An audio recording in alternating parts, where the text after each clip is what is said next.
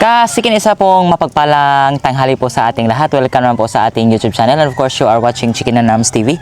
Bali, ngayon kasikin ay medyo tanghali na po tayong papasok sa trabaho. Hindi sa tinatamad tayo. But again, kakauwi lang po natin. No? Meron tayong meeting kanina sa mga Culture and Arts Coordinator kasi meron tayong upcoming po na event sa mga Culture and Arts. Kaya ayun, kakauwi lang natin mga kasikin. So, it's 12 PM po. So, bago tayo papasok sa ating trabaho, ay update ko na lang rin po kayo sa atin pong kalagayan ng mga basilan sapagkat sobrang dami na po nilang mga itlog at yung mga pasiso natin sobrang healthy na. Tamang-tama rin kasi Ken sapagkat ayan, mayroon rin tayong nahingi na isang napakalaking pakwan. Kaya hiwain natin ito, ibibigay natin ito sa ating mga breeders at saka yung pong ating naka-free range po ng mga alagang manok.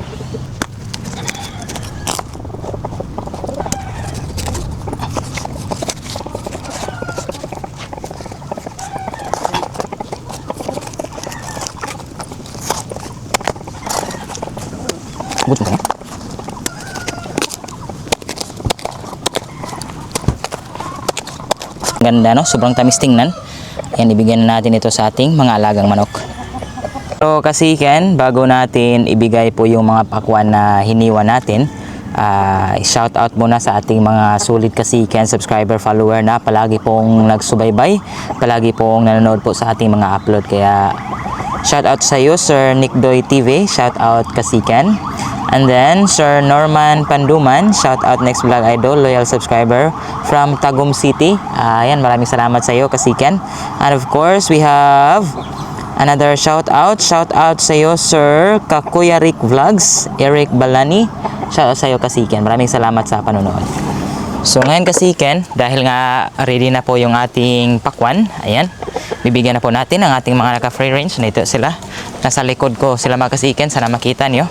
Dito lang natin ilagay yung pakwan natin sa may mga damo. Kasi nga medyo maputik dahil patuloy yung ulan. Ayan. Ayan, kumain na sila. Ayan po.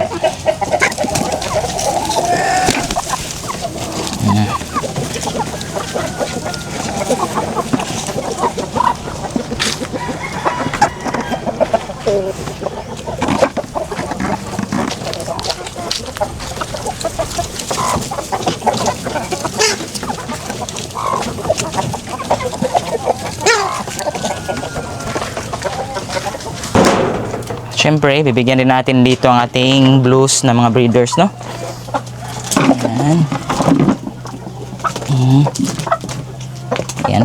Ayan po ang ating mga blues na breeders kasiken. Sa kasalukuyan po, i-update ko na lang po kayo sa kanilang mga paitlog, no? Ayan, so far, ayan na po yung itlog. Okay. Dito. Then, so ito pong mga itlog na nandito magkasiken, unfortunately ay nilagay lang natin sapagkat sila pong tatlo ay dito nangingitlog po. So every time na may mag-itlog dito, ayan, ililipat agad natin dito para dito sila maglimlim kasiken, no? So far, meron na silang around 20 pieces po na mga itlog. Ayan, sobrang lakas po ng kumain, no? And magkapatid po yung tatlong pullets na yan. And then, syempre hindi po kapatid yung ginamit natin na tandang, no? Ayan. Bali, kasiken, dumako naman po tayo dito po sa atin pong mga basilan sa ating paitlogan. Tingnan nyo mga kasiken, nandito, mayroon na tayong isang basilan na naglimlim. Okay. So, pangalawang inahin na po itong naglilimlim mga kasiken, no? Nasa 10 piraso po yung itlog niya. And then dito sa gilid is yung spangled natin na basilan. At sobrang tagal natin naghintay. Ngayon ay nangitlog na po siya kasiken. Ayan. And then dito rin ang kapatid ng ating spangled na basilan. Pangalawang beses na po niya itong pangingitlog, no? Yung 8 piraso po na pinakain natin ng pakwan. Ayan, mga anak po niya yon. At ito, pangalawang beses na po ito kasiken. Okay. So bali yung mga pugad nga pala or mga paitlogan natin, nilagyan na po natin ng mga sapin, mga dahon, mga kugon, para kahit paano kung meron pong mga extrahen na magsimula mangitlog is nakaready na po yung ating paitlogan, no? Dito meron ditong dalawa ring pugad na nilagay ko dito sa loob, so double na mga kasiki, no? Nilagay ko na lang para magamit din siya kasi ito yung unang ginawa kong pugad, pero yung duyan po na estilo or style yung nilagay ko doon sa atin pong Basilan Blues na mga breeders, kaya dito ko na lang inilagay. Yung iba wala pa mga sapin yan, so dito lang muna sa ibaba mga kasiken, no? Ayan, sobrang good, sobrang ayos na kasiken.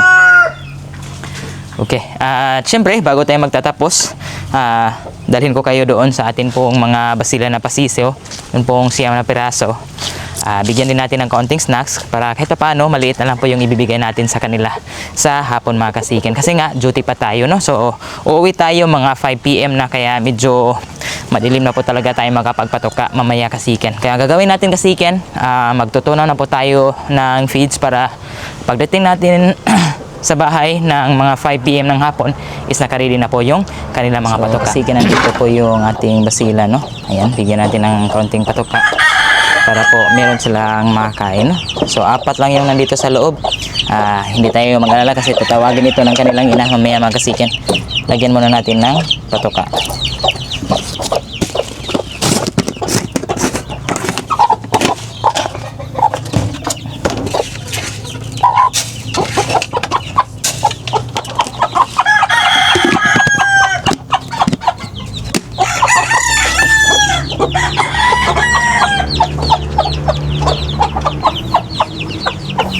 Ayan.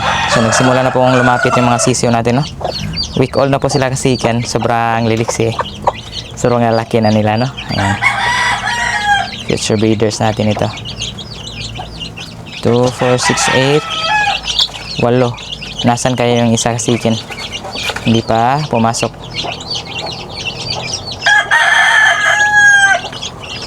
Na malingki siguro. Ayaw, di ba? At syempre naman kasiken, bibigyan din natin ng ating Asel Cross, no? Dito lang natin ilagay yung kanilang patagaan. Ayan. So far, maliliksi rin ang ating 3 days old po na mga pasisyo ng ating Asel Cross. Ayan. Okay. So kasiken talaga pong nakaka-motivate pong pumasok sa trabaho, no? Sobrang dami na po ng itlog, sobrang sigla ng mga pasisyo natin. Kaya ayun, hopefully po nag-enjoy po kayo sa atin pong video ito, and maraming salamat kasiken sa patuloy na pagsubaybay at pagsuporta po sa aming mga videos. Hanggang dito lang ating upload. See you na po sa sunod naming mga videos. God bless.